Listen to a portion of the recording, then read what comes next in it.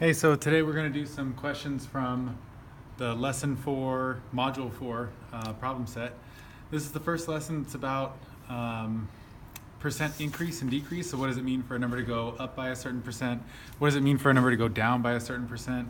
And the sort of words that we use to talk about that in real life, like 15% off or 20% extra, that sort of thing.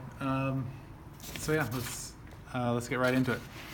It says, a store advertises, I'm on number 1 obviously. A store advertises 15% off, so that would be like a 15% reduction or decrease, off an item that regularly sells for $300. So 1A is, what is the sales price of the item? So there's kind of 2 ways you can approach this problem. All right, 1A here. I think the way that most people do this would be to first find 15% of 300, the original price, and then, so it would be like step 1, and then step 2, subtract that number, whatever 15% of 300 is, from 300. So let's do it that way first. Let's see here. So 15% of 300, well, rather than use a calculator on this one, we've been practicing strategies on how to do this sort of like in pieces or with mental math lately. And so I'm going to try doing it that way. First, I'm going to do 10% of 300. Well, that's just 1/10, or I should divide 300 by 10. That's 30, so $30. And 5% of 300, well, that should just be half of whatever 10% is, right? So that would be $15. And so if I add those two things together, 30 plus 15, that's like adding 10% plus 5%. And so this gets me the 15% I want, and it's $45. So we know that $45 is 15% of 300. And so if we do $300 minus $45, we get $255. So the sale price is $255. So that's one way you could do this problem. Another way you could do the same problem is say, well, if 15% is taken off, then the remaining part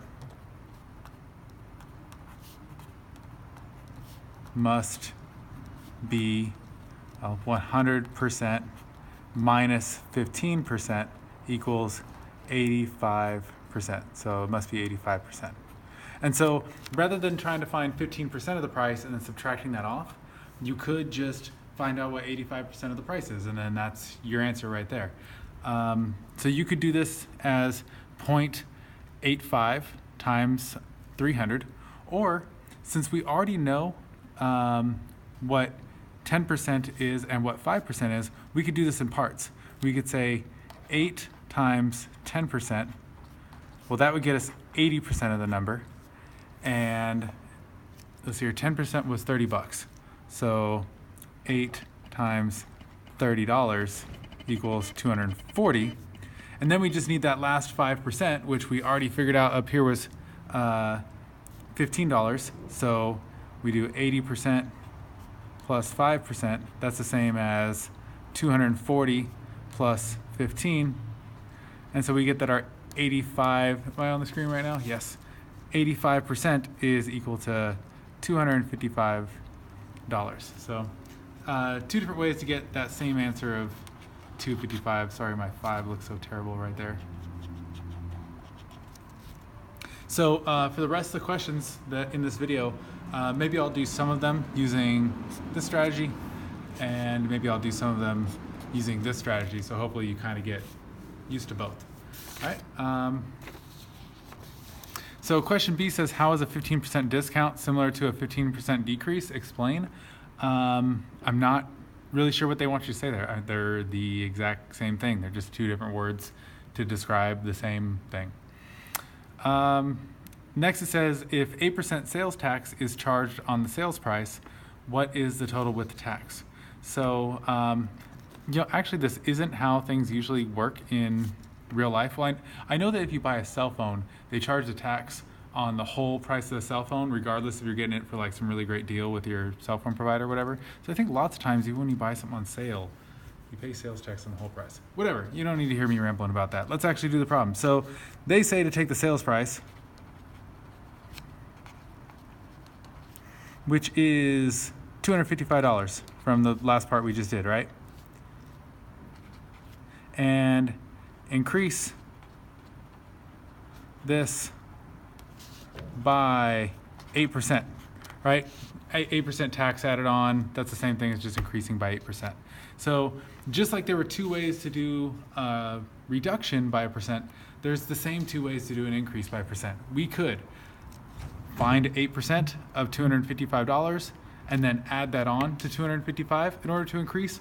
Or we could say, well, if we want to increase this by 8%, we could just figure out what 108% is, because I'm taking 100%, the whole number, and adding that additional 8%, which is the same as here.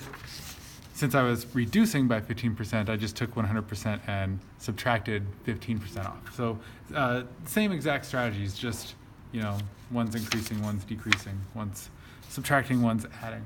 So 8% is a little bit harder. Like I could, without a calculator, let's say, figure out what 1% of this is. It would be $2.55, and then multiply that by 8. That we could do things in other ways, but how about we just use a calculator on this one? So I want to do 108% of $255. And so I can do that by, if I move this decimal point over 2 spaces, 108% is the same as the decimal 1.08. And I'm just going to multiply that by 255. And I expect to get a number that's bigger than 255, but not that much bigger. Maybe, I don't know, $20 bigger, something like that. So let's see here. We get 1.08 times 255. We get $275.40. So $20.40 more. 275.4. So that's the new price after the discount from the sale, but then putting on the tax. So if we had just found 8% of 255, it would have been the difference between these two numbers. It would have been, what, $275.40 minus 255. It would have been $20.40. And then we would have added it to the 255. That's another way to do it. All right, let's skip down to another question. I'm done with number one. How about we do we'll do number 2. It says an item that was selling for $72 is reduced to $60. Find the percent decrease in price. Okay, so there's a couple things I could do. I could, I see that the difference between 72 and 60 is $12. So I could just figure out what percent 12 is of 72, and then there you go. That's that's the percent it was reduced by. Another way to do it is to say, well, what percent of 72 is 60, right? It's probably somewhere in the neighborhood of 80%. And so whatever that difference between that and 100, that would be the reduction. Like let's say this is, I'm making up numbers right now, but let's say this is 81% of that. Well, then that would mean it was a 19% reduction, because 100 minus 81 is 19. Let's do it that way. So I want to figure out what percent of 72 is 60. Okay, so I'm going to use a variable to stand for my what percent. And then of, that usually means times, so I'm going to multiply 72 times x. And I want that to equal 60. So essentially I'm looking for a number that when I multiply it by 72, I get 60. It better be smaller than 1. So let's see here. I will solve this equation by dividing both sides by 72. So in other words, I just need to do 60 divided by 72, right? When we want a percent, we just do the part divided by the whole. So 60 divided by 72, looks like it's going to be 83.3 repeating percent. So I get, my answer on the calculator says 0.83, but I know that to turn that into a percent, I need to move that decimal 2 spots.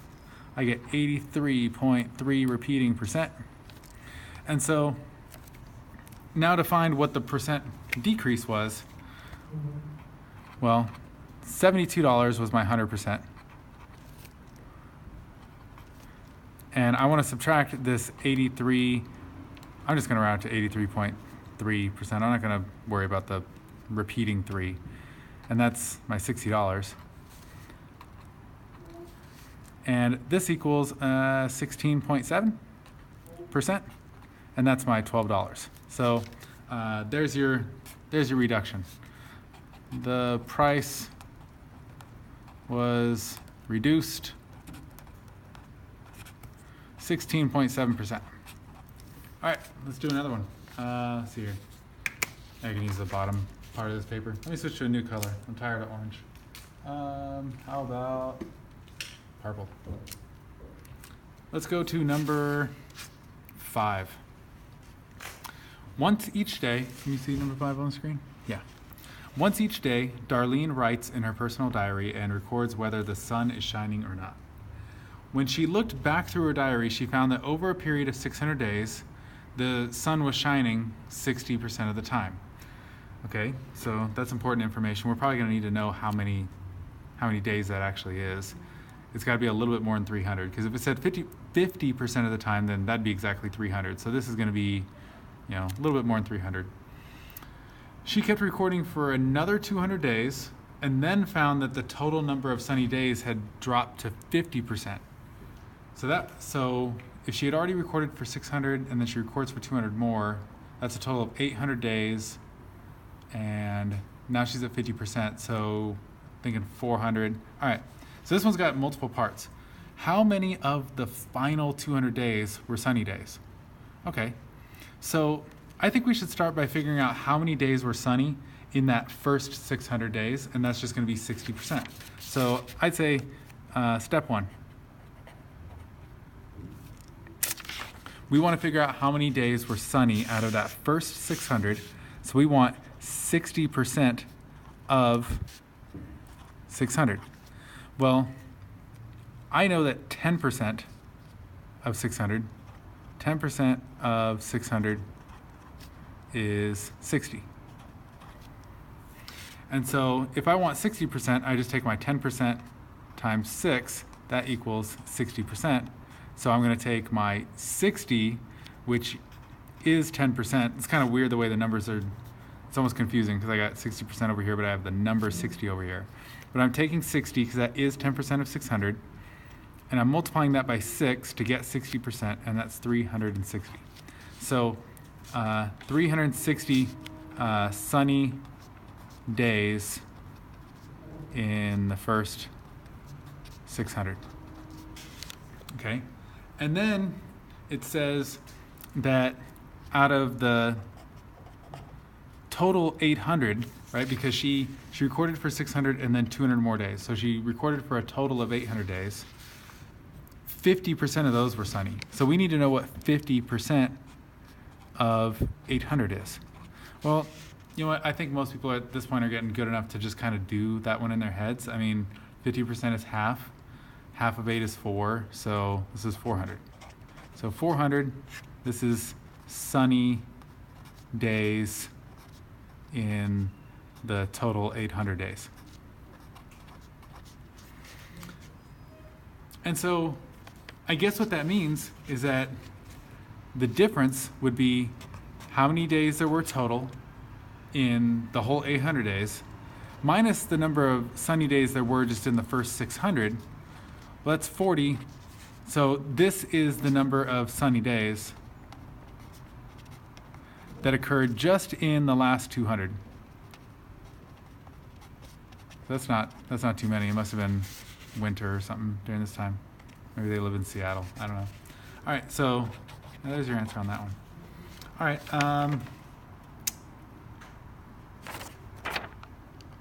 Let's see here. So I did number 1 for you. I did number 2. I skipped 3.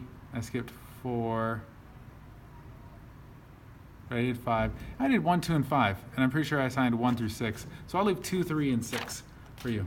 All right.